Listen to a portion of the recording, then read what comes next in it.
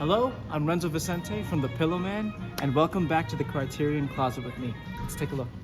My first pick was a film by Andrei Tarkovsky called Stalker, an absolute fever dream of a film. Parts of my viewing experience genuinely feel like a dream. Tarkovsky took me on an adventure unlike any other. The philosophical dialogue in this film leaves so much to unpack for those who love conversations about existentialism and purpose. And while Solaris remains my favorite of Tarkovsky's, I don't think I could ever forget the first time that I saw Stalker. It's truly the most unique Odyssey-based film I've seen. Then I picked Portrait of a Lady on Fire, a film directed and written by Céline Sciamma. This movie perfectly captures what it's like to yearn for love.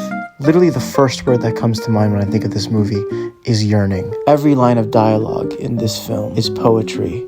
Every frame, captured skillfully by Claire Mathon, belongs in an art exhibit. The chemistry between Adèle Haenel and Noémie Merlan is one of the most honest and beautiful things I've ever seen on film. I would die for Eloise and Marianne. And by the time you finish watching this film, I'm sure you'll feel the same way. This film also might genuinely have my favorite ending ever. It actually beat Whiplash, which held that title previously.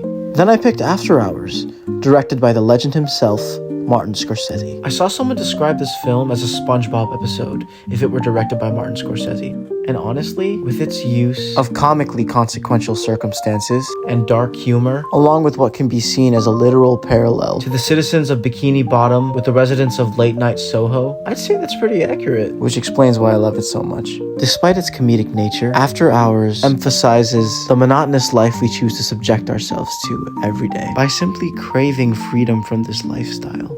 Paul, our protagonist, Suffers for what feels like an endless night. And despite how stressed I am for Paul for the duration of the film, there's something I find oddly comforting about the film. The movie itself is a cozy watch for me on late nights. This absurdist dark comedy that Marty captured so perfectly is something that I feel I've been missing nowadays, which is probably why I keep coming back to it. Next, I picked Repo Man, directed by Alex Cox, which on paper is totally like a ridiculous film that shouldn't work, but somehow pulls it all off. It's a crime thriller, A sci-fi mystery, a dark comedy, an action movie, a commentary on religion and cults, a coming-of-age drama, and a car movie. all at the same time. The result is a special kind of punk rock anthem that says F you to bureaucracy. It should surprise no one that makes me love it even more, especially considering that Brazil is my second favorite film of all time. I then picked up The Grand Budapest Hotel, my first and favorite Wes Anderson film. Everyone has their favorite Wes film, and I feel like this one's mine because there was something so special about being brought into the whimsical world of Wes Anderson for the first time. When I saw this in 2014, which was the year that I truly fell in love with film, I'd never seen anything like it. And what's there not to love?